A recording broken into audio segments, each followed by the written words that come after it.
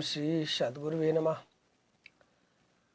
आज कुछ ऐसी बातें जो पूजा के लिए बहुत अनिवार्य है, आप समझें, जानें और उसको पूरी तरह से अपने जीवन में उतारें।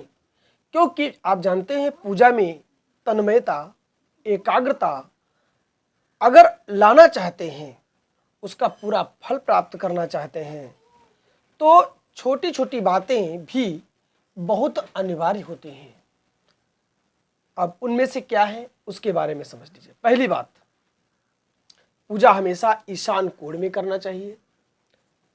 यानी अपने घर का जो ईशान कोण है, जिसको हम उत्तर पूर्व दिशा कहते हैं, वो सकारात्मक ऊर्जा का एक शक्तिपुंज होता है और इसके अलावा नकारात्मक ऊर्जा को समाप्त करने की पूरी क्षमता होती है।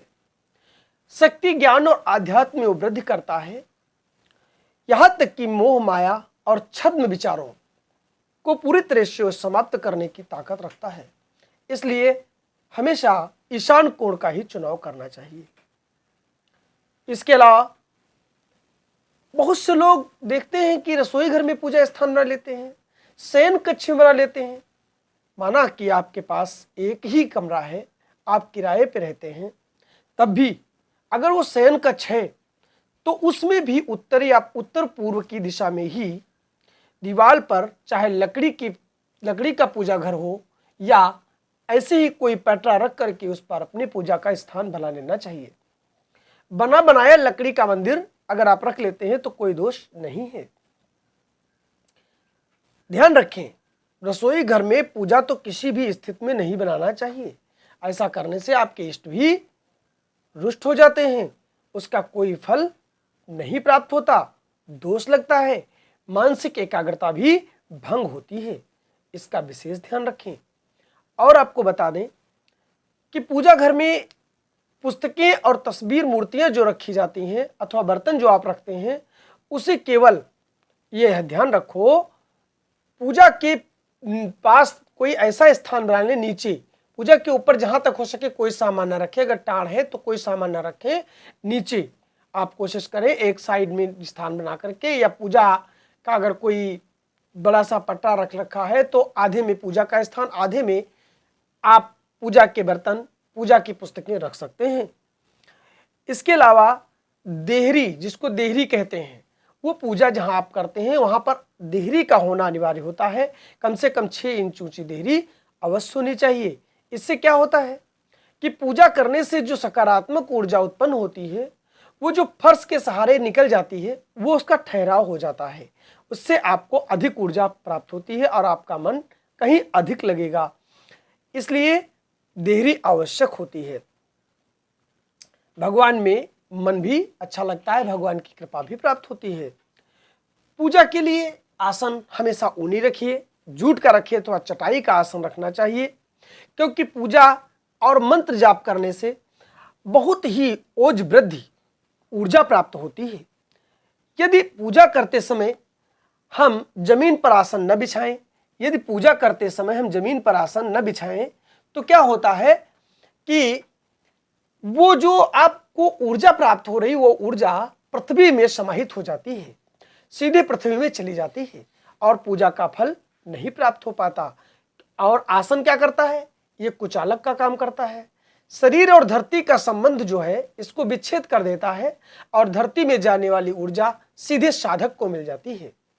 अनेक बार ऐसा भी देखा जाता है कि पूजा में लोग बहुत सारी मूर्तियां इकट्ठा कर लेते हैं, लेकिन ये पूरी तरह गलत है। पूजा में केवल आप अपने इष्ट देव की ही मूर्ति रखें, एक मूर्ति ही पर्याप्त होती है, और वो भी अगर गुरु की मूर्ति हो तो उससे बढ़कर और कुछ नहीं। अथवा उसकी जगह पर अपने इष्ट की मूर्ति भी आप रख सकते हैं। और बहुत ज़्यादा अगर आप इच्छा है तो आप 2-4 मूर्तियां और रख सकते हैं। जैसे लक्ष्मी गणेश की मूर्ति, भगवान विष्णु की मूर्ति आप रख सकते हैं। हमेशा याद रखें कि 6 इंच से बड़ी मूर्तियां कदापि ना रखें। ऊंची मूर्तियां केवल देवालयों में ही रखी जाती हैं, मंदिरों में ही रखी जाती हैं, क्योंकि वहां पर प्रतिदिन नियम पूर्वक उनका जागरण होता है, आरती होती है, पूजा होता है, भोग लगाया जाता है। लेकिन घरों में प्रतिदिन नहीं हो पाता। अगर आप प्रतिदिन कर सकते हैं तो रखने में दोष नहीं है, लेकिन प्रतिदिन होना चाहिए। इसके अलावा आपको हम और एक चीज बता देते हैं कि कुछ ऐसे नियम हैं जो पूजा में बहुत ही अनिवार्य होते हैं। जैसे लक्ष्मी जी, गणेश जी को आप रखना चाहते हैं तो लक्ष्मी जी को कहाँ रखें? हमेशा याद रखें गणेश जी के दाहिने, और उसके बाद लक्ष्मी जी को गणेश जी के दाहिने और विष्णु जी की तस्वीर उनके भी दाहिने लगानी चाहिए। इसके अलावा जो शिवलिंग होते हैं, कभी भी 2 शिवलिंग घर में नहीं रखने चाहिए, 3 गणेश कभी घर में नहीं रखने चाहिए, 2 शंख कभी घर में नहीं रखने चाहिए, 2 गोमती चक्र, 2 सूर्य, 3 दुर्गा की मूर्तियां घर में नहीं रखनी चाहिए। ऐसा करने से भी दोष लगता है, उसका फल शुभ नहीं होता। अब आपको बता दें, एक बात और ध्यान दीजिएगा, वो आवश्यक है। जैसे कोई आपके यहाँ कोर्ट में कोई कागज चल रहा है, मुकदमा चल रहा है, उसकी फाइलें हैं, तो आप अपने पूजा स्थल पर मूर्तियों के नीचे रख सकते हैं। इससे उनका निस्तारण जल्दी हो जाता है। कभी भी उन्हें तिजोरी में बंद करके, बक्सा में बंद करके नहीं रखना चाहिए, नहीं तो लंबे समय तक चलता है। और अगर आप भगवान के पास रखते हैं, पूजा करते हैं, तो उसका निस्तारण जल्दी होगा और आपकी तरफ होगा, यानी आप उसमें सफल होंगे, आपकी विजय होगी। ऐसा भी देखा गया है। आसन जब भी भगवान के नीचे बिछाएं, अपने इष्ट के नीचे आसन बिछाएं, तो कोशिश करें कि नया वस्त्र ही हमेशा बिछाना चाहिए आसन के लिए, और कम से कम साल में 2 बार या 4 बार या इससे अधिक बार भी आप आसन बदल सकते हैं।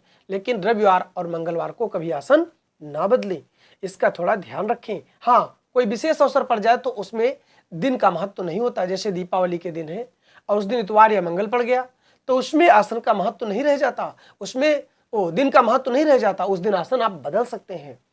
और एक कुछ बातें जो आवश्यक हैं उन्हें भी समझ लीजिए। वस्त्र पुराना हो जाए, जो फूल पत्ती आप चढ़ाते हैं, माला चढ़ाते हैं, वो सूख जाएं, टूट फूट जाएं, तो उन्हें आप किसी नदी में प्रवाहित कर दें अथवा किसी पीपल के पेड़ के नीचे चढ़ा दें, रख दें। वस्त्र भी पुराने जो नीचे बिछाए जाते हैं अथवा भगवान को पहनाए जाते हैं, वो वस्त्र भी आप प्रवाहित कर सकते, जल में ही प्रवाहित कर सकते हैं, किसी भी जलाशय में आप प्रवाहित कर दें। ध्यान रखें, एक बात विशेष ध्यान रखें कि हमेशा ये न कुछ कर पाए तो एक बार दीपक शाम यानी कहते हैं कुबेर टाइम का, यानी शाम का दीपक, गोधूल बेला का जो दीपक होता है, उसे तो घर में पूजा स्थान पर प्रतिदिन अवश्य ही जगाना चाहिए। उसमें कभी भी आलस्य नहीं करना चाहिए। और वैसे भी धर्म क्या है? धर्म की सही परिभाषा ही, अगर परमात्मा के प्रति तुमने आलस किया तो आपका धर्म नहीं। वास्तविक चीज बता रहा हूं, धर्म के प्रति आलस्य करना ही पाप है, दोष है। इसलिए धर्म के प्रति कभी आलस ना करें, अर्थात अपने पूजा पाठ में कभी आलस ना करें। कभी कभी लोग पूछते हैं कि सूतक लग गया, किसी का जन्म हो गया, मृत्यु हो गई, तो उस समय क्या हम पूजा करें? तो बता देता हूं, ऐसी स्थिति में भी आप क्या करें कि मूर्ति का स्पर्श नहीं किया जाता। सूतक लग जाता है तो मूर्ति का स्पर्श नहीं किया जाता। ऐसी स्थिति में केवल और केवल किसी कन्या के द्वारा पूजा स्थान पर दीपक जगवा दें और शेष पूजा स्थान को आप स्वयं वहां पर ना जाएं, क्योंकि उसमें दोष लगता है। इसलिए आप उसको छोड़ दें, यानी जब तक सूतक सही ना हो, जो साफ ना हो, साफ सफाई ना हो, तब तक आप वहां पर पूजा स्थल, हाँ अगर ध्यान करते हैं, जब करते हैं तो अलग बैठ करके आप कर सकते हैं, कोई दोष नहीं है। लेकिन मूर्ति का स्पर्श का ही केवल विधान है, मूर्ति का स्पर्श ना करें, इसका ध्यान रखें। लेकिन दीपक प्रतिदिन जगना चाहिए, वो किसी कन्या के हाथ से जगवा देना चाहिए। ध्यान रखें, मूर्ति कोई खंडित हो जाए तो क्षमा प्रार्थना कर लीजिए और उन्हें किसी पीपल के पेड़ के नीचे अथवा किसी पुराने मंदिर में रखवा दें। ध्यान रखिए, खंडित मूर्तियों का भी जहां तक हो सके विसर्जन जल में ना करें, उन्हें केवल रखवा देना चाहिए। और एक चीज बता दें जो महत्वपूर्ण है, माला। माला कैसी? माला, रुद्राक्ष की माला सभी पूजा में प्रयोग की जाती है, लेकिन रुद्राक्ष का माला अगर आप पहनते हैं तो उससे जप ना करें, और जो जप की माला है उसे पहने नहीं। जप की अलग रखें, पहनने की अलग रखें। कुछ लोग क्या करते हैं, जो पहनते हैं उसी से जप कर लेते हैं, बल्कि ऐसा नहीं करना चाहिए। जप की माला अलग और पहनने की माला हमेशा अलग होनी चाहिए। और जप करने के बाद माला को मस्तक से लगा करके पूजा स्थल पर ही रख देना चाहिए। उम्मीद करता हूँ ये सब बातें जो मैंने बताई हैं, पूजा के बारे में ही आज बताई हैं, उम्मीद करता हूँ आपके समझ में आई होगी। अगर आपके समझ में आई है तो आप इन सब बातों का ध्यान करते हुए अपनी पूजा अगर करते हैं तो निश्चित ही आप पूजा का पूरा फल प्राप्त करेंगे, आपको लाभ मिलेगा, आपका मन भी भगवान की तरफ अधिक लगेगा और उनकी कृपा के आप पात्र बनेंगे। ठीक है, आज इतना ही। हरि ओम।